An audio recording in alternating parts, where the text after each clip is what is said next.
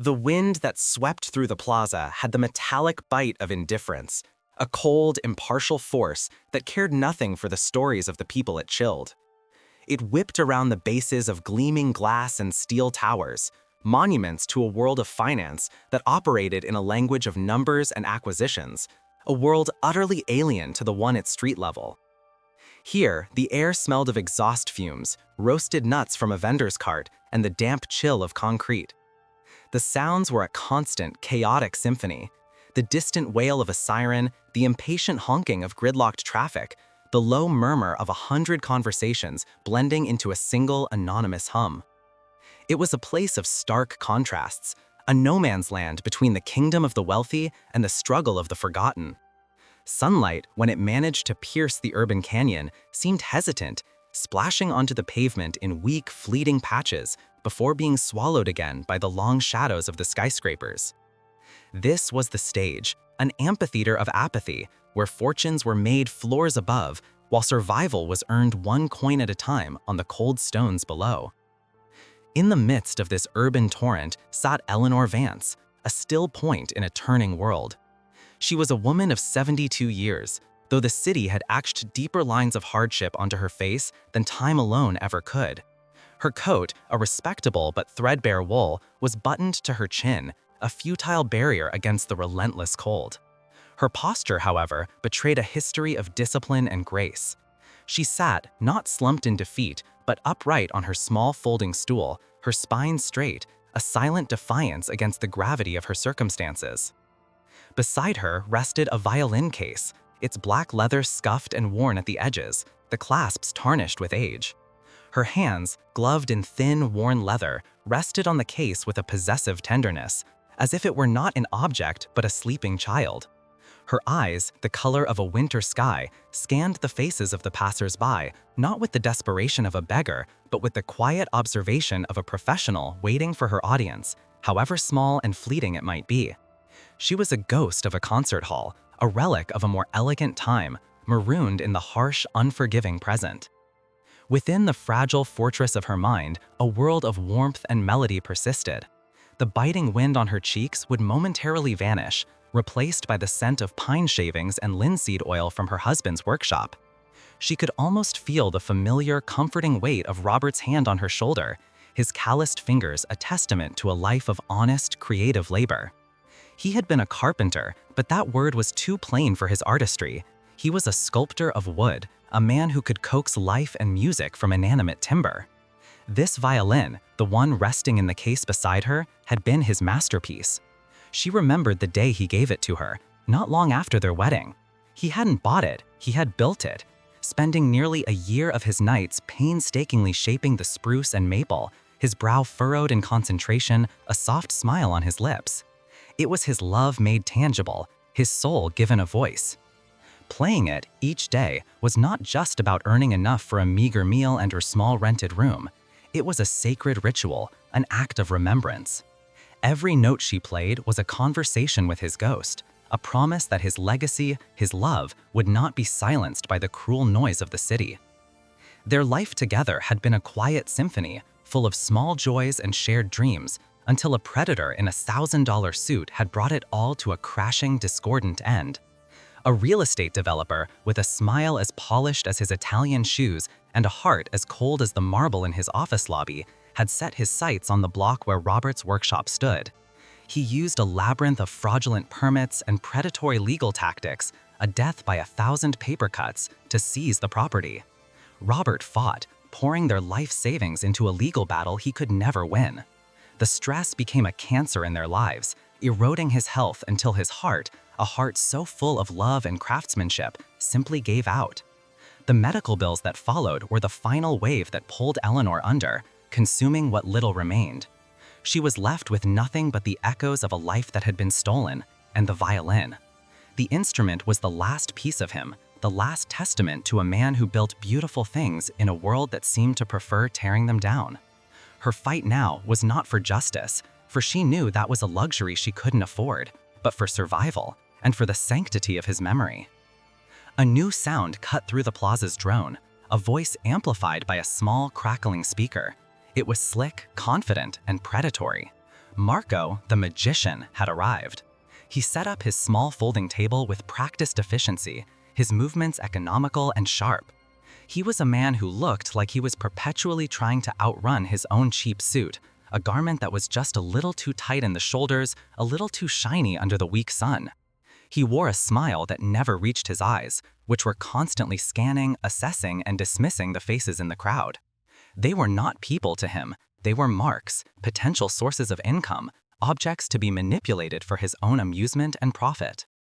He began his act with a series of flashy but simple card tricks, his hands a blur, his patter a rapid-fire stream of stale jokes and false flattery designed to disarm and distract. A small cluster of onlookers began to form, drawn in by the spectacle, a brief diversion in their hurried day. Eleanor watched him with a sense of quiet dread. She knew his type. He was a vulture, and he was searching for the weakest member of the herd. His eyes, like chips of dark glass, finally settled on her. He saw not a woman with a history, a heart, and a profound loss, but an easy target. He saw her age, her worn coat, her quiet demeanor, and his predatory instincts flared. She was perfect. With a grand theatrical gesture, he turned his attention away from his card table and sauntered towards her. The small crowd, sensing a new direction in the performance, turned with him. "And now, ladies and gentlemen," he announced, his voice oozing a counterfeit charm, "we have a special guest performer, the maestro of the concrete jungle." He gestured to Eleanor, a sweeping, mocking bow that made a few people chuckle uncomfortably. He approached her stool, invading her small pocket of personal space. "Ma'am," he said, his voice dropping to a conspiratorial whisper loud enough for everyone to hear, "I have a proposition for you, a game of skill. You look like a woman who appreciates the finer things. Let's make today a little more interesting, shall we?" He held out 3 small worn cups and a little red ball, the oldest con in the book. Eleanor felt a cold knot tighten in her stomach. She wanted to refuse, to tell him to leave her be, but the expectant eyes of the crowd pinned her in place. To make a scene would be to draw more attention, more humiliation. Her voice, when she spoke, was quiet but firm, a remnant of her professional past. "Thank you, but I'm not interested." Marco's smile widened, sensing her reluctance as a weakness to be exploited. "Nonsense, a little fun never hurt anyone. Look." He gestured to the small pile of crumpled bills and coins in her open violin case, the meager earnings of her morning's work. "Let's play for that. Double or nothing, my magic against your musical soul." Before she could protest further, his hands were already a blur, shuffling the cups with a speed designed to confuse. He cajoled and pressured, his words a relentless stream that gave her no room to think or refuse. The crowd leaned in, caught in the petty drama. With a final swift movement, he stopped, placing the 3 cups in a row. "Where's the little red ball, maestro? Your future depends on it." Her hand trembled as she pointed to the center cup. He lifted it with a flourish, revealing nothing but the grimy pavement beneath. He then lifted the cup on the right, showing the red ball. He scooped her money out of the case with a triumphant grin. The humiliation, however, was not yet complete. Taking her last few dollars was not enough for him. He needed to utterly demolish her dignity. His eyes fell upon the worn violin case at her feet. A cruel, contemptuous sneer twisted his lips. He bent down and picked it up, handling it with a theatrical disdain, as if it were a piece of garbage. "Well, it looks like the music business isn't paying so well today," he announced to the crowd, his voice dripping with scorn. He held the case aloft. "Maybe you can trade this piece of junk for a hot meal." Inside Eleanor's mind, the world went silent. The jeering face of the con man dissolved, replaced by a memory so vivid it was painful. Robert, in his workshop, holding the finished violin, the warm light catching the rich, deep grain of the wood. His eyes were shining with pride and love as he placed it in her hands for the first time. The sound of Marco's mocking laughter was a sacrilege, a desecration of that sacred moment. The con man, unaware of the memory he was defiling, tossed the violin case back onto the ground. It landed at her feet with a dull, hollow thud that echoed the breaking of her heart. The small crowd, their appetite for casual cruelty sated, began to drift away. Some with faint smiles, others with a flicker of shame in their eyes, but none who intervened. Eleanor was left alone in the vast, cold plaza, the laughter of the conman still echoing in her ears. A profound emptiness settled over her, heavier than the chill in the air. She stared at the violin case on the ground, a symbol of her love, her past, and her current despair, now publicly debased. The stage is set for a confrontation that will change everything. We're about to travel to the heart of New York City, but first, we'd love to know where this story is reaching you today. Comment your location below and be sure to subscribe to join our community. The world continued to rush around her, a blur of indifferent motion. But across the street, caught in the slow crawl of traffic, a black armored sedan sat idling. The windows were tinted to an impenetrable darkness, reflecting the gray sky like the eyes of a predator. Inside, a man had watched the entire exchange, his face impassive. But when Marco had picked up the violin, the man's disinterest had vanished, replaced by a sudden, chilling stillness. He leaned forward, his eyes narrowed, his gaze fixed on the old, battered instrument with an intensity that could burn steel. The world outside his car faded away, and for him, the plaza was no longer empty. It had just become the most important place in the entire city. Inside the climate-controlled silence of the armored sedan, Don Vincente Costello felt a familiar impatience prickle at the edges of his composure. The city traffic was a sluggish, indifferent beast, and he had matters of consequence to attend to, matters that involved millions of dollars and the delicate balance of power that kept his world turning. He looked out the tinted window with a gaze accustomed to assessing value and threat, seeing the plaza not as a collection of human stories, but as a grid of assets and liabilities. The street performers, the tourists, the couriers rushing past, they were all part of the urban scenery, as inconsequential as pigeons. He registered the small drama unfolding near the fountain, a cheap con man fleecing an old woman, and a flicker of contempt passed through him. It was a pathetic, clumsy display of power, a vulture picking at scraps. He had no time for such petty cruelties. His were on a grander, more structural scale. He was about to turn away, to summon his driver and demand a different route, when the con man, Marco, picked up the old violin case. It was a gesture of pure mockery, a final twist of the knife. But for Vincente, it was as if a bolt of lightning had struck the car. The world outside the window snapped into hyper-focus, the noise of the city fading into a dull, distant roar, leaving only the sight of that worn, battered instrument held aloft in contempt. His breath caught in his throat, a rare and unsettling sensation. It wasn't the case that held his attention, but the instrument itself, cradled within the cheap plush lining. As Marco handled it with careless disdain, the violin shifted, and a weak ray of afternoon sun glinted off the scroll, the elegantly curved head of the instrument. For a fraction of a second, the light illuminated a detail that was almost invisible to the casual eye, a detail etched not just into the wood, but into the very fabric of Vincente's soul. He leaned forward, his tailored suit rustling, his face pressing closer to the bulletproof glass. His heart began to pound a slow, heavy rhythm against his ribs, a drumbeat of disbelief and dawning recognition. It couldn't be. After all these years, after the decades of silence and separation, it simply could not be. But his eyes, trained to see the flaws in a diamond and the lie in a man's face, did not deceive him. He saw the faint, unmistakable shape of two letters, artfully intertwined, carved into the wood just below the peg box, an A and an R, Antonio and Robert, a symbol of a bond forged in childhood, a promise of brotherhood that was supposed to be stronger than time itself. A tidal wave of memory, potent and overwhelming, crashed through the carefully constructed walls of his present. He was no longer Vincente Costello, the feared and respected head of the city's most powerful family. He was a boy of 10 again, standing in the fragrant chaos of his father's basement workshop. The air was thick with the scent of pine shavings, linseed oil, and the sweet, earthy smell of raw maple. Antonio Costello was a man of immense physical power, But in this sanctuary, his large, calloused hands moved with the delicacy of a surgeon.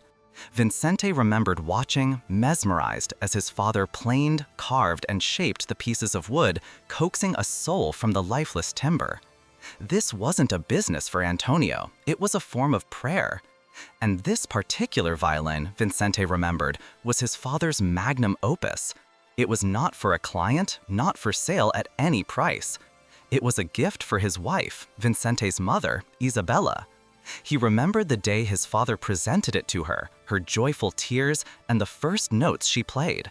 A melody that filled their small home with a warmth that had nothing to do with the radiator. The memory sharpened, becoming painfully clear. He saw his mother, vibrant and beautiful, her dark hair pinned up, her eyes closed in concentration as she played. The violin was an extension of her, its voice her own. Then another memory surfaced, a few years later, after his mother's sudden illness had silenced the music in their home forever.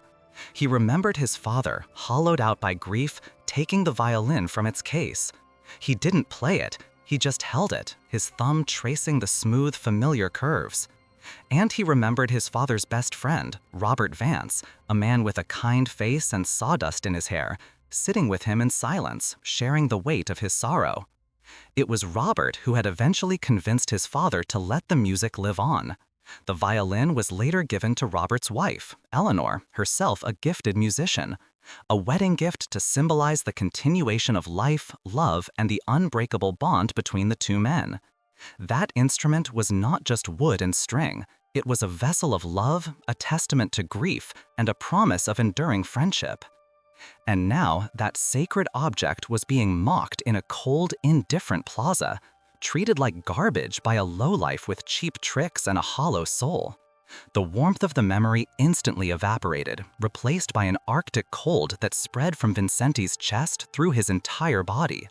The quiet grief he felt for his long-dead parents curdled into a white-hot, silent rage. Every jeer from the conman, every snicker from the dispersed crowd was a personal desecration. Marco hadn't just scammed an old woman out of a few dollars. He had spat on the grave of Isabella Costello. He had defiled the memory of Antonio Costello's craftsmanship and love. He had taken a symbol of the most profound friendship his father had ever known and turned it into a prop in a pathetic street hustle. Vincente's face became a mask of stone, his jaw tightening until the muscles stood out like cords of steel. His dark eyes, which moments before held a flicker of nostalgic sadness, now hardened into chips of obsidian, devoid of any light or mercy. The world outside the car was no longer a grid of assets and liabilities. It had become a courtroom, and he had just appointed himself judge, jury, and executioner. He didn't speak. He didn't have to.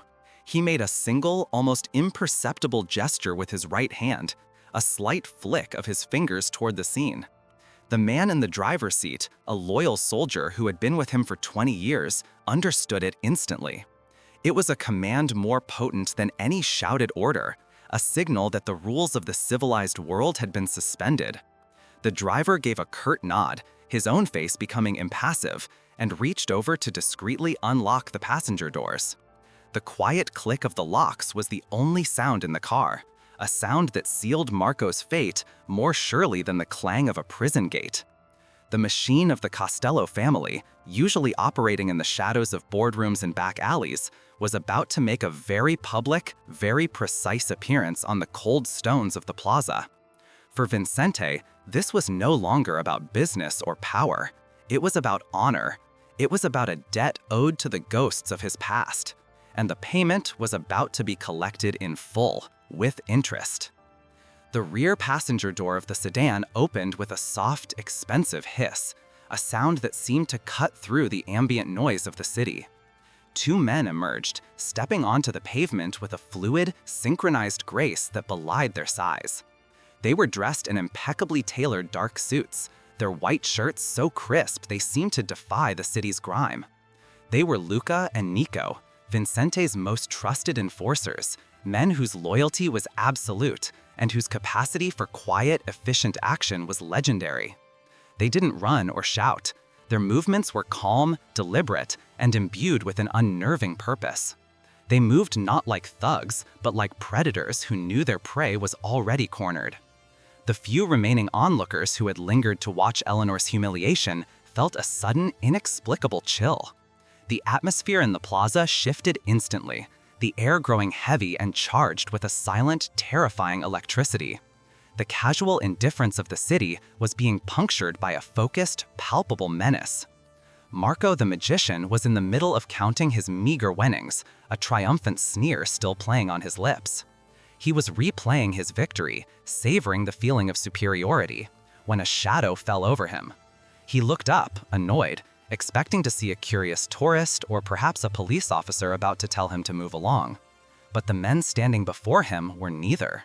They were perfectly still, one on either side of him, boxing him in. They said nothing.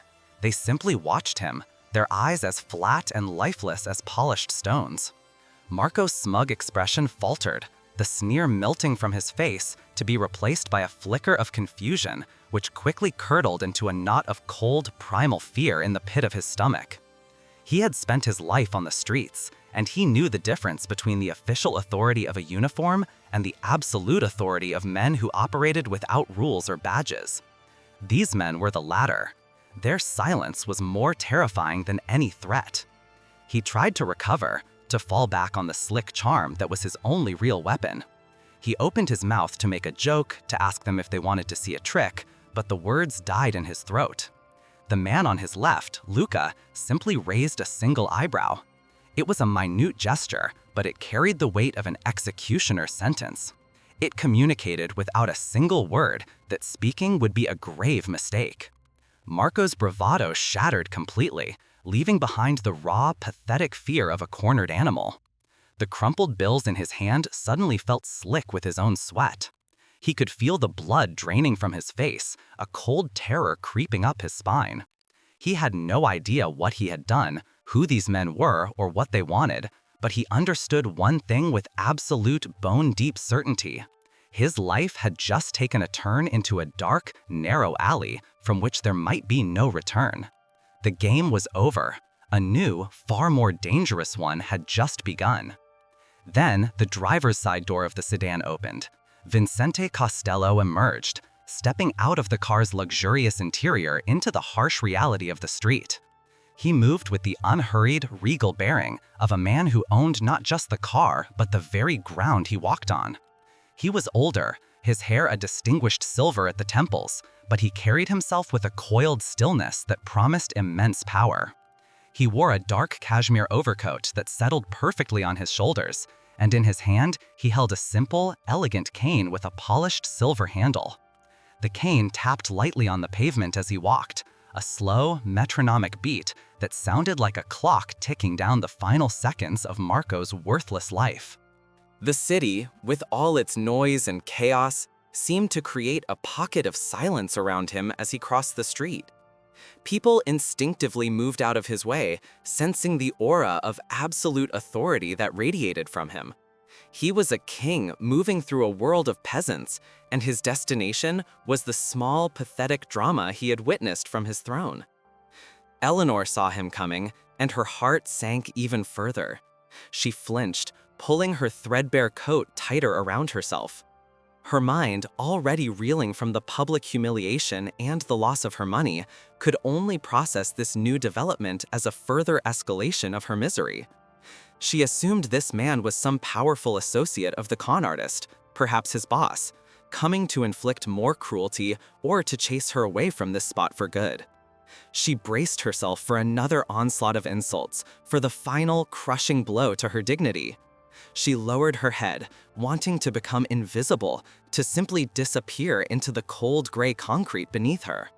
To her, Vincente's expensive coat and powerful demeanor were just a more polished version of the same predatory world that had taken everything from her. He was just another man who saw her as a piece of dirt to be scraped off the sole of his shoe. The thought of her husband, Robert, flashed through her mind, a painful reminder of a time when she had a protector, a partner who would have stood between her and the world's casual cruelty. Now she was utterly alone, facing a new and even more terrifying threat. But Vincente Costello did not even glance at the terrified conman. He walked past Marco as if he were a lamppost, his eyes fixed on one thing and one thing only. He stopped a few feet from her, his presence casting a long shadow over his small stool. The silence stretched, thick and heavy. Marco stood frozen between Luca and Nico, barely daring to breathe. Eleanor kept her eyes downcast, waiting for the inevitable verbal blow. When Vincente finally spoke, his voice was not the harsh, commanding bark she expected.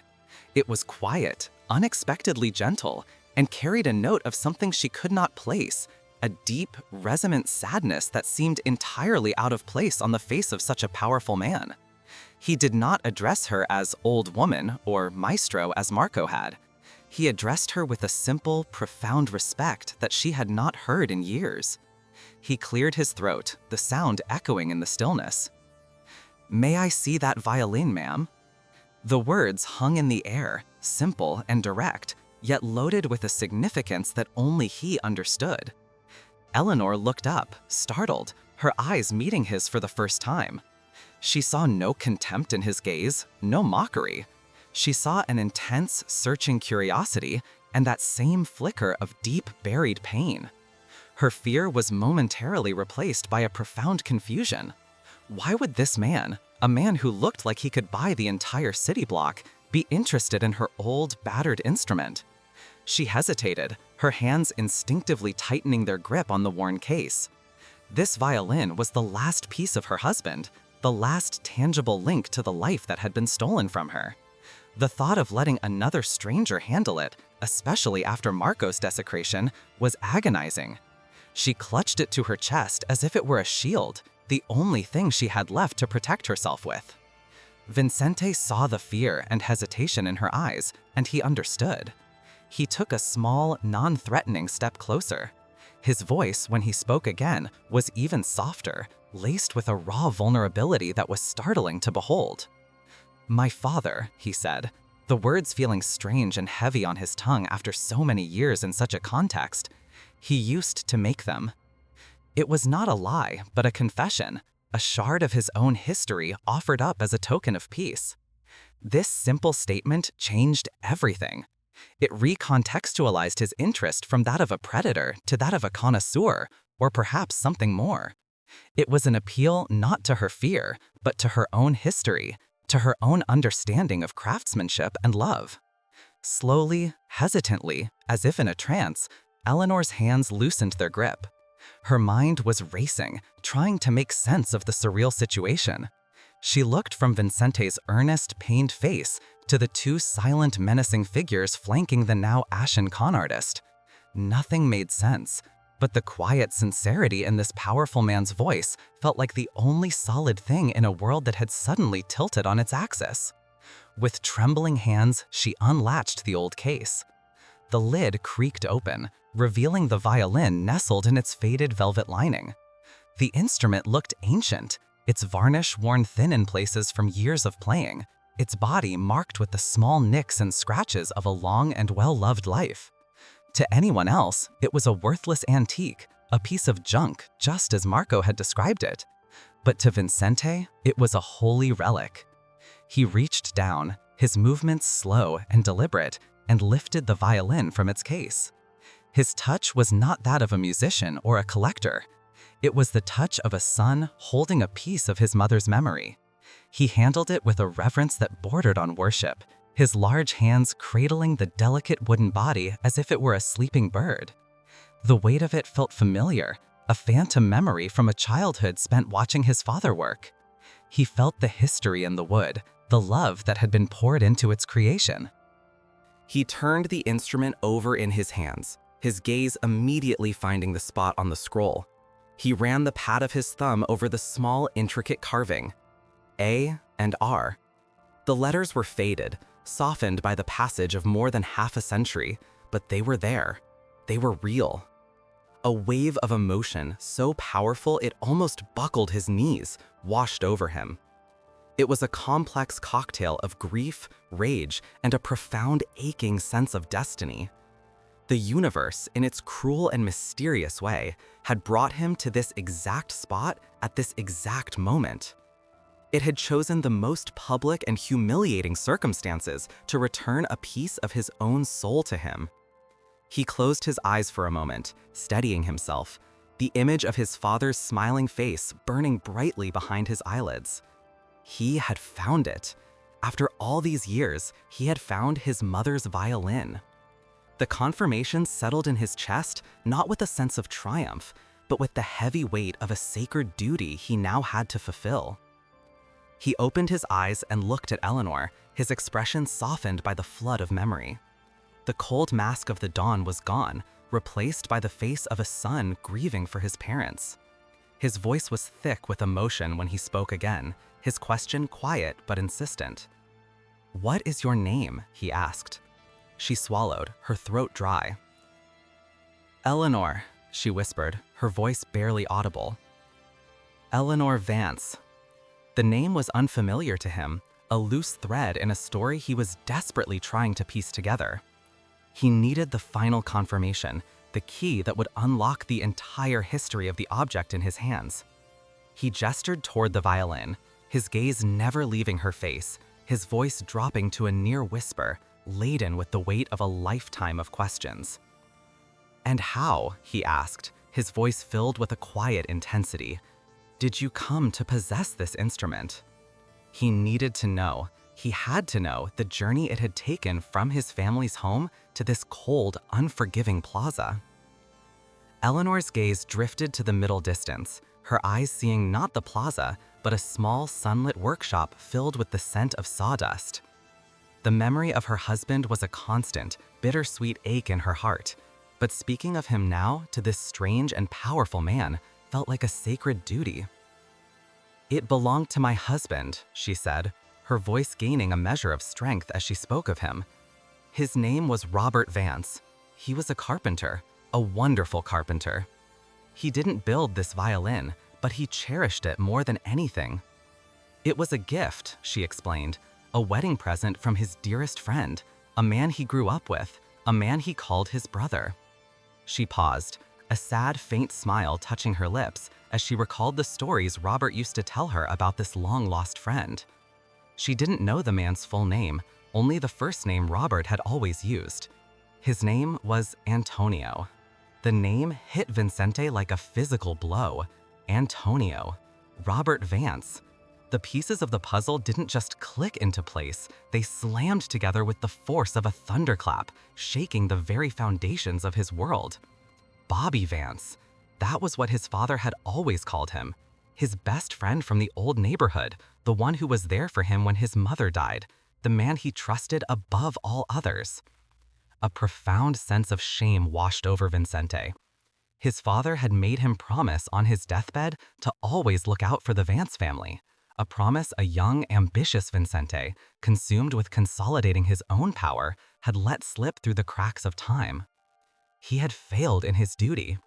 He had allowed the widow of his father's best friend to fall into such desperate circumstances that she was forced to play for scraps on a street corner, vulnerable to predators like Marco. The realization was a shard of ice in his gut. The grief in his eyes was instantly burned away by a fresh wave of incandescent fury, an anger purer and more focused than anything he had felt in decades. This was no longer just about a desecrated memory. It was about a broken promise. It was about a debt of honor that had gone unpaid for far too long. He, Vincente Costello, had allowed this to happen. And the universe had sent this pathetic street magician, this human parasite, to rub his face in his own failure. Marco, who had been watching the exchange with growing, uncomprehending terror, saw the shift in the powerful man's eyes. He saw the focus of that terrifying rage turned from the old woman and the violin and land squarely, with the weight of a collapsing mountain, upon him. Marco's blood ran cold. He had a horrifying premonition that he had not just picked the wrong target, he had stumbled into a history he couldn't possibly understand and awakened a sleeping dragon. Vincente carefully, almost lovingly, placed the violin back into Eleanor's hands. his touch lingering for a moment in a silent apology and a promise. He then straightened to his full height, his spine rigid, his shoulders squared. He turned his head slowly, deliberately, his movements economical and precise, until his cold, unwavering gaze was locked on Marco. The temperature in the plaza seemed to drop by 20 degrees. All the power, all the authority, all the barely leashed violence that defined Don Vincente Costello was now directed at one terrified, sweating man. Vincente took a slow step towards him, his silver-handled cane tapping once on the pavement, the sound like the cocking of a hammer. He didn't raise his voice. He didn't need to. The quiet, chilling calm with which he was about to pass judgment was more terrifying than any shout. The stage was set, the players in their places. The time for questions was over. The time for reckoning had arrived. Marco felt his bladder weaken, a primal fear seizing every muscle in his body. He wanted to run, but his feet felt as though they were nailed to the pavement. The two men on either side of him hadn't moved an inch, but he felt as trapped as if he were encased in solid steel. He looked into Vincente Costello's eyes and saw not anger, but something far worse, a complete and utter absence of emotion. He saw the cold, dispassionate certainty of a man about to erase a mistake. In that moment, Marco understood that his silly little con, his game of cups and balls, had been the single greatest miscalculation of his life. He had thought he was playing for a handful of dollars, but he had just gambled away his future, and the house was coming to collect. The plaza held its breath, waiting for the verdict that was about to be delivered, a verdict that would echo with the weight of decades of history, love, and broken promises. The weight of Vincente's stare was a physical force, pressing down on Marco, crushing the air from his lungs. For the first time, Marco understood the vast, immeasurable chasm between his own petty cruelty and the profound historical power he had so foolishly provoked. He had been a jackal, nipping at the heels of what he thought was a weakened lamb, only to find that he had disturbed the matriarch of a lion's pride. The silence stretched on, each second an eternity. Vincente's expression remained unchanged, a mask of cold, implacable judgment. He was taking his time, letting the terror build, allowing Marco to fully comprehend the gravity of his transgression. He was not just going to punish the man, he was going to unmake him, to dismantle his world piece by piece, starting with the pathetic arrogance that had led him to this moment. The con man's entire life, with all its cheap tricks and minor victories, had been leading up to this single, final, devastating loss. Vincente's mind worked with chilling clarity, the plan for Marco's fate forming not out of rage, but out of a sense of cosmic balance. Restitution was required, but simple repayment was not enough. Humiliation had to be answered with humiliation. Disrespect had to be met with annihilation.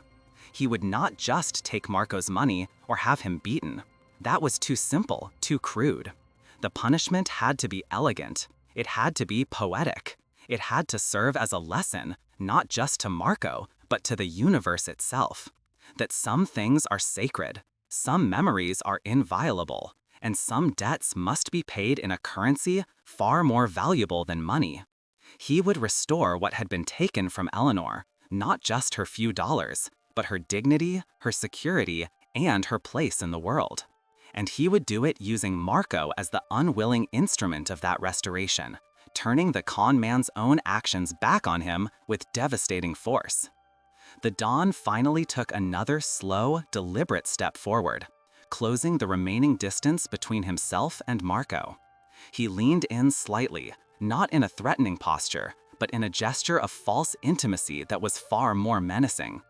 The scent of his expensive cologne, a mix of leather and spice, filled Marco's nostrils, a smell he would associate with pure terror for the rest of his short life. Vincente was about to speak, to pass the sentence that had been forming in the cold calculus of his mind. The words were already on his lips, each one chosen with the precision of a scalpel, designed to strip away Marco's pathetic sense of self-worth before his men stripped him of everything else. The plaza, once a stage for a petty con, had been transformed into a temple of righteous vengeance, and the high priest was about to begin the ceremony. He would not just make Marco pay for his crime, he would make him understand the history he had desecrated, ensuring the lesson was the last thing he ever learned. The silence of the penthouse apartment was a stark, deafening contrast to the cacophony of the plaza that had been her life for so long. Here, the air was still and warm, filtered and clean, carrying the faint, clean scent of lemon polish and fresh-cut lilies that were replaced by an unseen hand every 2 days. Eleanor Vance sat in a plush armchair, the fabric a soft, yielding velvet beneath her fingertips, a world away from the cold, ungiving metal of her folding stool. Through the floor-to-ceiling windows, the city sprawled below her, a glittering, indifferent tapestry of a million lights. It was the same city, the same indifferent collection of steel and glass, but her vantage point had been violently, surreally altered. She was no longer on the ground looking up at the kingdom. She was in the sky, looking down on the world that had so recently sought to crush her. Vincente Costello had been true to his word, and his resources were as vast as his influence. This apartment, with its breathtaking views and silent, efficient luxury, was now her sanctuary, a fortress of solitude gifted to her by the most unlikely of saviors. The violin, Robert's violin, rested on a dedicated stand in the corner of the room, its wood glowing warmly in the soft lamplight, safe and honored. Yet, peace was a luxury her soul could not afford. The quiet of the apartment was a hollow thing, an empty space that was quickly filled by the ghosts of the past. Every comfort, every soft surface and warm meal served only to sharpen the edges of her memory, to highlight the profound injustice that security alone could not erase. She would close her eyes and see Robert's face, not as the vibrant, laughing man she had married, but the gaunt, worried man he had become in his final years, his spirit slowly eroded by a battle she could never win. She saw the light in his eyes dimming with every threatening letter from a lawyer, every rejected appeal, every dollar spent on a defense that was ultimately futile. She remembered the way his hands that could create such beauty from wood, would tremble as he read the legal documents he could not fully comprehend. Vincente had punished the jackal, Marco, who had nipped at her heels, but the lion who had devoured her husband's life, the architect of their ruin, still roamed free, celebrated and powerful, his name likely engraved on the cornerstone of one of the very towers she could see from her window. One evening, as a storm rolled in over the city, Eleanor stood before the window, watching the lightning silently illuminate the clouds. The distant, silent flashes were like the firing of synapses in her own mind, connecting memory to purpose, grief to resolve. She looked at the violin, her constant companion in sorrow and survival. Playing it on the street had been an act of remembrance, a way to keep Robert's spirit alive in a world that had forgotten him. But now she understood that was not enough. To truly honor him, to give his memory the justice it was owed, she had to do more than just survive. She had to fight back. She had to become the agent of the justice he had been denied. A cold, quiet resolve settled over her, as solid and unyielding as the granite foundations of the city itself. She would not let the man who broke her husband's heart continue to build his empire on the wreckage of good people's lives. The fear she had lived with for years, the gnawing anxiety of poverty and vulnerability, was gone, burned away by this newfound incandescent purpose. She had been given a shield by Vincente Costello. Now she would forge it into a sword. The next morning, she requested a meeting. She was driven in a black, silent car, the same model as the one from which her life had been so dramatically altered, to a discreet, elegant brownstone in a quiet, tree-lined neighborhood. This was not Vincente's public office, but a private, personal sanctum. She was shown into a library where the walls were lined with leather-bound books and the air smelled of old paper, cedar, and faint cigar smoke. Vincente Costello was standing by a fireplace, though no fire was lit. He turned as she entered, his expression unreadable, but his eyes held a flicker of respect. He had seen her as a victim to be saved, a debt to be honored. He was about to see her as an ally. She did not beg or plead. Her voice was calm, her posture erect, her gaze direct. She spoke of Robert, of his workshop, of the dreams that had been turned to ash. And she spoke the name of the man responsible, a name that had been a curse whispered in her home for years, Alistair Finch. She did not ask for revenge. She asked for the tools to uncover the truth. She wanted to dismantle Finch's empire, not with violence, but with the one thing he could not buy or bully his way out of, the undeniable, documented proof of his crimes. Vincente listened without interruption, his hands clasped behind his back. As she spoke, the name Alistair Finch resonated within him. He was a major player in the city's real estate scene, a man known for his ruthless tactics and his carefully constructed public image as a philanthropist and city builder. He was the kind of man Vincente usually avoided, a legitimate predator whose crimes were sanitized by layers of corporate law and public relations. But as Eleanor laid out the story, connecting Finch's corporate raiding to the personal devastation of Robert Vance, Vincente's expression hardened. This was not just business. This was a violation of a code that ran deeper than any law on the books. Finch hadn't just stolen property, he had stolen a life, a good man's life. And in doing so, he had indirectly desecrated the memory of the Costello and Vance bond. This was no longer just Eleanor's fight, it was his. He nodded slowly, a single, decisive gesture. He told her she would have whatever she needed. He would give her an army, not of soldiers with guns, but of specialists with skills far more dangerous to a man like Finch. Lawyers, forensic accountants, and investigators who knew where the city's bodies were buried, both literally and metaphorically. Within 48 hours, the library in the brownstone had been transformed into a command center, a war room for a battle that would be fought not on the streets, but in the archives and server rooms of the city. Vincente introduced Eleanor to her team. There was Sofia Rossi, a brilliant, fiercely intelligent young lawyer from Vincente's own legal stable, whose mind moved with the speed of a supercomputer, capable of seeing the hidden loopholes and vulnerabilities in any contract. And there was David Chen, a former investigative journalist, a man whose career had been torpedoed by one of Finch's lawsuits years ago. He was cynical, world-weary, and possessed a near photographic memory for the city's sordid political and financial history.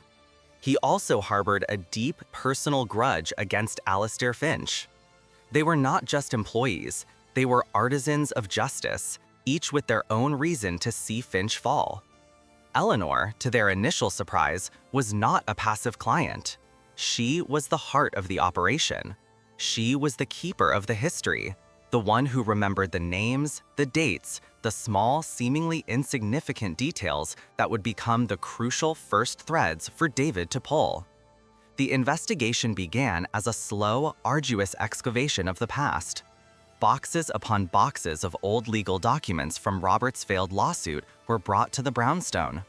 The air in the library grew thick with the musty smell of aging paper and the low, persistent hum of computer fans. Eleanor, Sophia, and David spent days, then weeks, sifting through a mountain of legal jargon, property deeds, zoning variances, and financial statements. It was a painstaking process, a search for a single crack in the fortress of lies Finch had built around his initial crime. Eleanor's memory proved to be an invaluable resource. She recalled a specific zoning meeting Robert had mentioned, a permit that had been denied and then mysteriously approved overnight.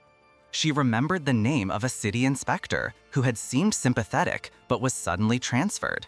Each memory was a breadcrumb, a faint scent on a cold trail, and David pursued each one with the relentless tenacity of a bloodhound.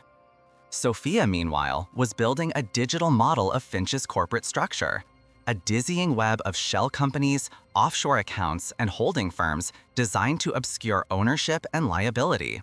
She explained to Eleanor how men like Finch used the law not as a shield for the innocent, but as a weapon for the powerful.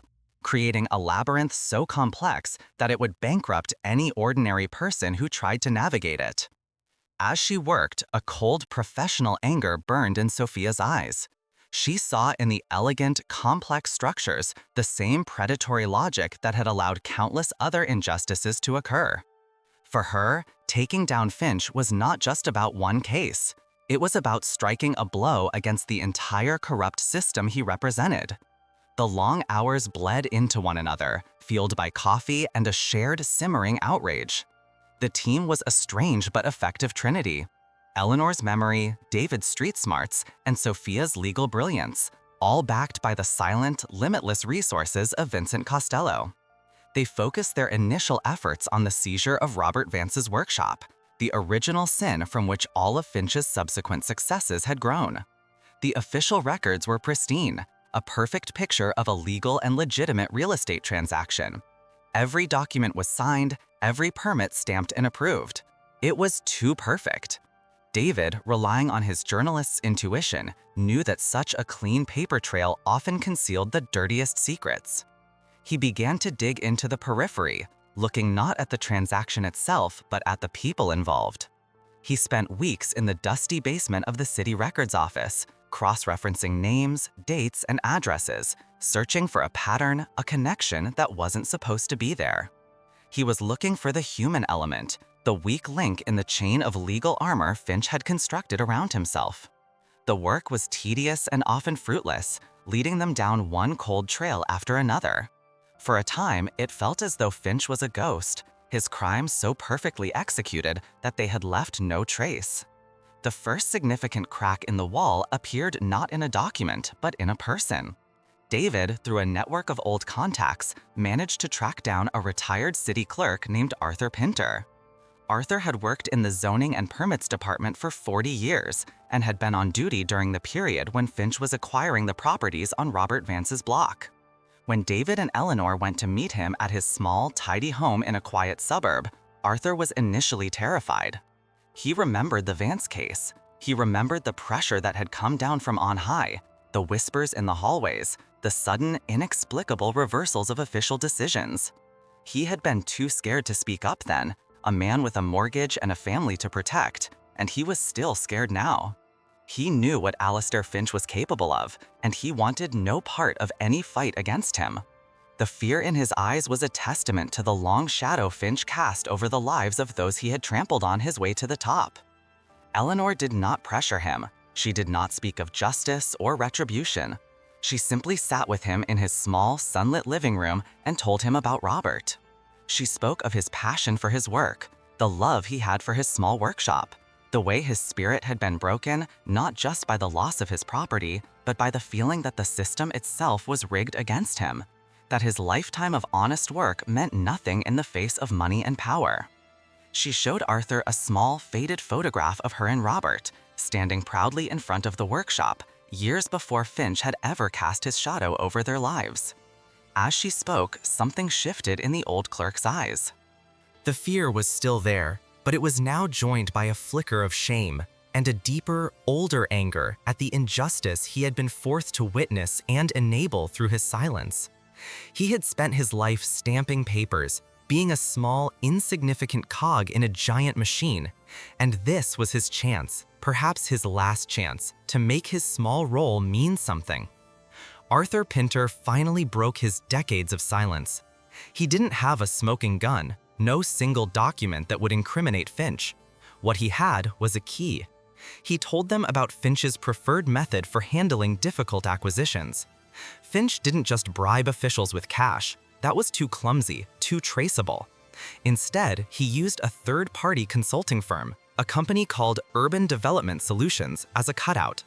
This firm would be hired by the city for a legitimate-sounding project, and its exorbitant fees would then be used to funnel money to key decision-makers through inflated invoices, phantom consulting gigs, and a dozen other legal but unethical tricks.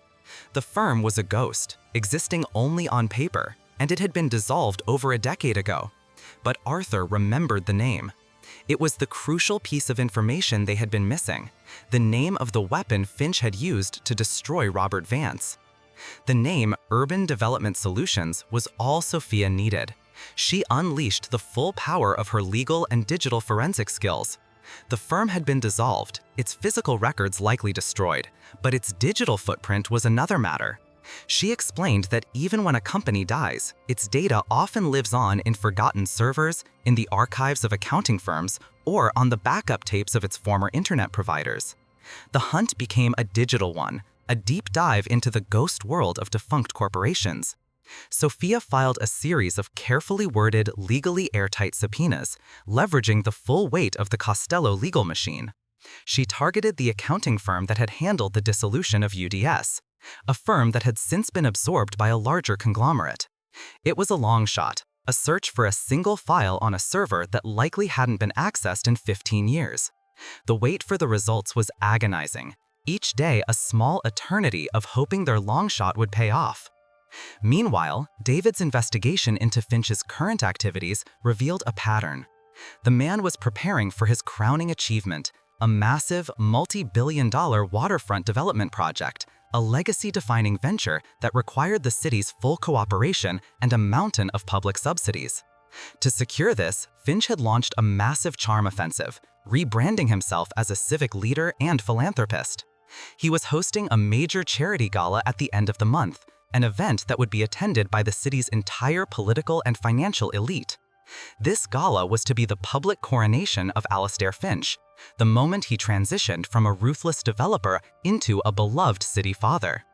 David saw the gala not just as a celebration, but a potential stage. If they could find the proof they needed, there could be no more public or more devastating a venue to expose Finch than at his own moment of triumph, in front of the very people whose approval he so desperately craved. The breakthrough came late one night in the library. An encrypted file arrived from the accounting firm's archives, the digital ghost of urban development solutions. Sophia worked for hours, her fingers flying across the keyboard, running decryption algorithms. The air in the room was thick with tension. Eleanor sat perfectly still, her hands clasped in her lap, her heart pounding a slow, heavy rhythm. David paced back and forth like a caged tiger. Then, with a soft click, the file opened. It was a spreadsheet, a simple, unadorned ledger, but its contents were dynamite.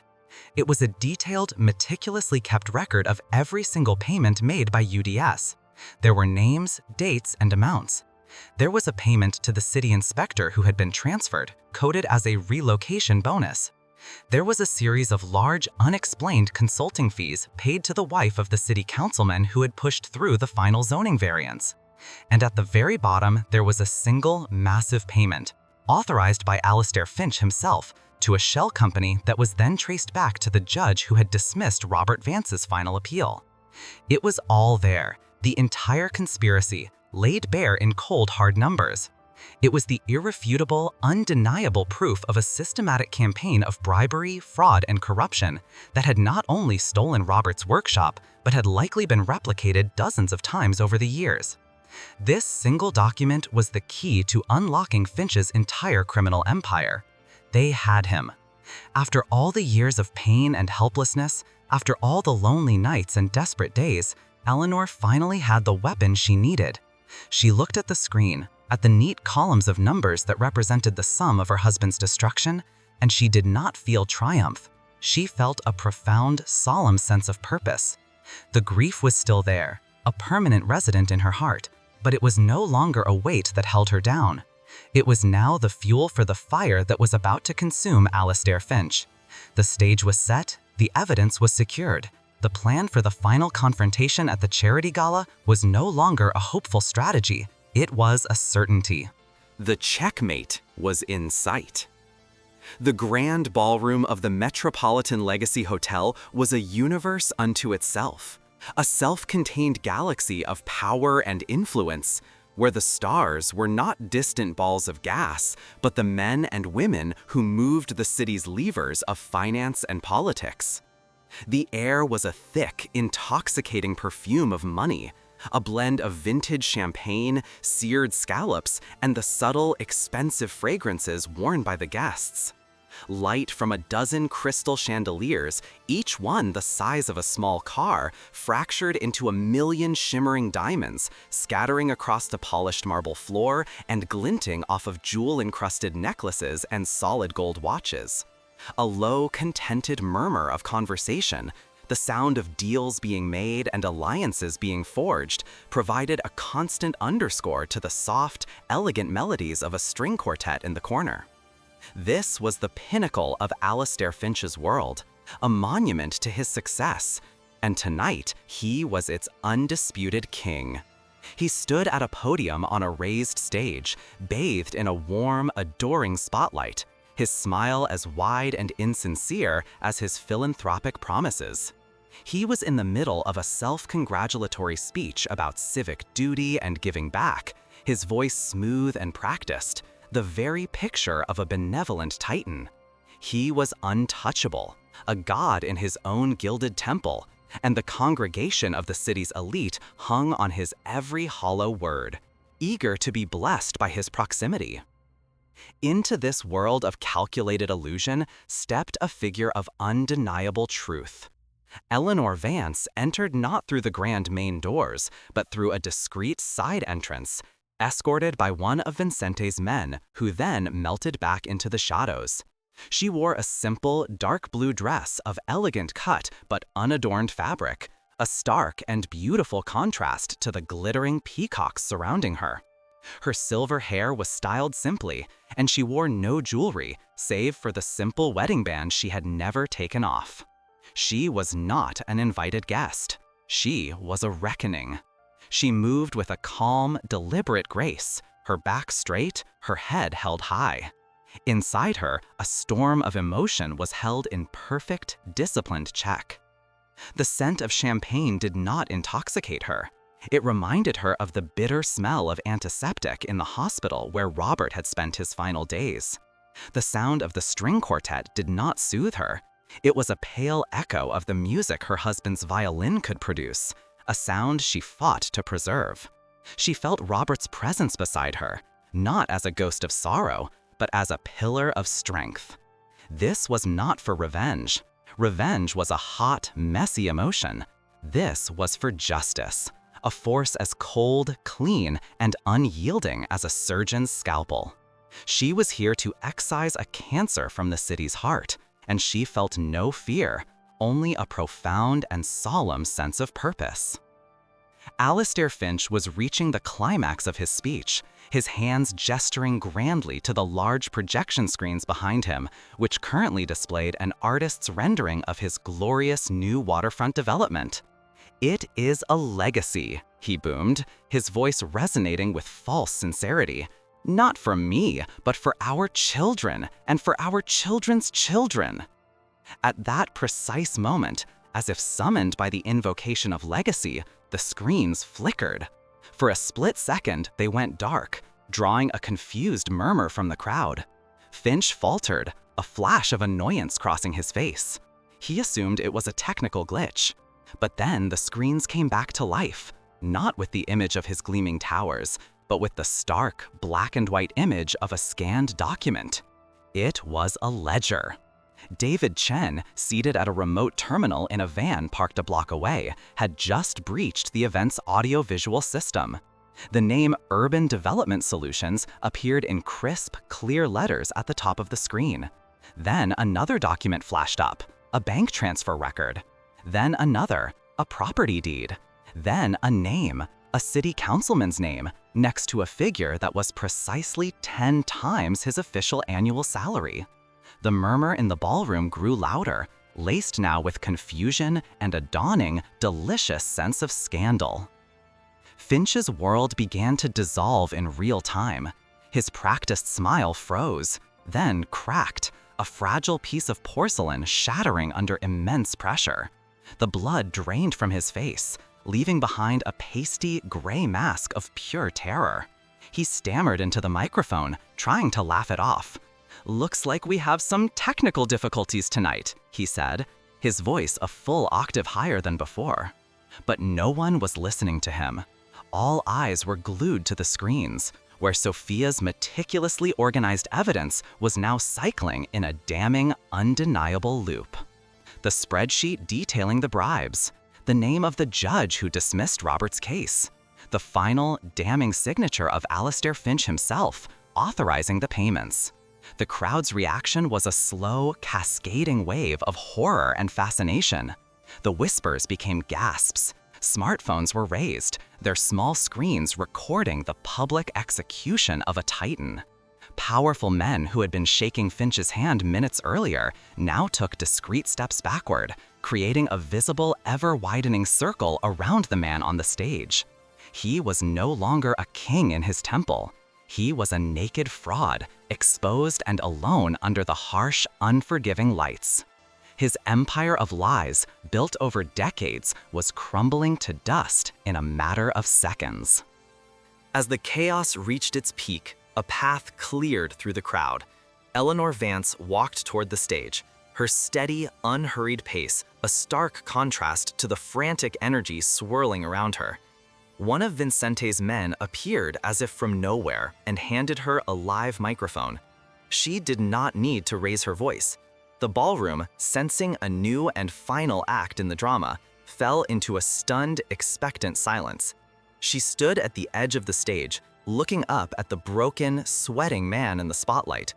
Her voice, when she spoke, was not filled with rage or triumph. It was clear, steady, and carried the immense weight of her history. "My husband's name was Robert Vance," she began, her words echoing through the cavernous space. "He was not a titan of industry. He was a carpenter. He built beautiful things with his hands. He owned a small workshop on the waterfront, the same waterfront where you now plan to build your legacy." She paused, letting the words hang in the air. "Those numbers on that screen," she continued, gesturing toward the damning evidence, "they are not just data. They are the price you paid to destroy a good man. You didn't just steal his property, Mr. Finch. You stole his spirit. You stole his life. My husband died believing that the world had no place for honest men like him. Tonight, I am here to prove him wrong." The collapse was total and absolute. Alastair Finch did not rage or deny. The evidence was too overwhelming, the public humiliation too complete. A low, guttural sound escaped his throat, the sound of a dying animal. His knees buckled and he sank to the floor of the stage, a pathetic, crumpled figure amidst the wreckage of his life. The spell was broken. The city's elite, ever the opportunists, saw not a fallen friend, but a liability. The first to leave was the mayor, his face a mask of grim duty as he muttered to his aide about calling the district attorney. Then the police commissioner. Then the bankers, the investors, the socialites, all fleeing the sinking ship, their hurried, quiet exodus a final, damning verdict. The gala was over. The flashing lights of news vans and police cars began to strobe through the grand windows, their silent, colored beams painting the scene of the crime. Finch was gently, professionally escorted off the stage, his movements limp, his eyes vacant. He was a ghost now, a specter of power whose name would be a curse by morning. Type justice in the comments if you got chills when Eleanor Vance finally exposed the truth. Months later, the city was still processing the fallout from the Finch scandal, but Eleanor Vance had moved on. She sat not in a luxurious penthouse, but in a simple, functional office, the large window looking out over a bustling city street. The air smelled of fresh paint, new beginnings, and strong coffee. On the frosted glass of the door, elegant lettering read, "The Vance and Costello Foundation for Artisanal Justice." With Vincente's silent, limitless backing, she had created a new legacy, one that Robert would have been proud of. The foundation was a non-profit legal firm dedicated to providing top-tier legal defense free of charge to small business owners, artists, and craftsmen who were being targeted by predatory corporations. Sophia Rossi was its chief counsel, and David Chen ran its investigative wing. They were a small, dedicated army fighting the same battles Robert had lost, but this time they were winning. Eleanor was not just a figurehead, she was the heart of the operation, meeting with every client, listening to their stories, her own past giving her a unique and profound empathy for their struggles. She had transformed her pain into a shield for others. One crisp autumn afternoon, Vincente Costello paid a visit. He entered the office quietly, his presence still commanding but softened by a genuine, unfamiliar respect. He looked around at the bustling activity, at the young lawyers and investigators working with a fierce sense of purpose. He found Eleanor in her office, studying a set of blueprints for a woodworker shop they were helping to save from a developer. Her violin, Robert's violin, rested on a stand by the window, not as a relic of a painful past, but as a symbol of enduring love and the strength that had grown from it. "My father would be proud, Eleanor," Vincente said, his voice quiet. "Not just of you, he would be proud of me. You have helped me keep a promise I forgot I had made." Eleanor smiled, a genuine, peaceful smile. "We are just building things, Vincente," she replied, "just like Robert and your father did. It's the only work worth doing." They both understood that true power was not in the ability to destroy, but in the will to protect and create. Justice was not a single, vengeful act, but the slow, patient, and determined work of making things right, one life at a time. If Eleanor Vance's incredible journey from a forgotten victim to a powerful protector inspired you, show your support by hitting that like button and sharing this story with someone who needs to see it. And for more unforgettable stories of justice and empowerment, don't forget to subscribe and ring the notification bell.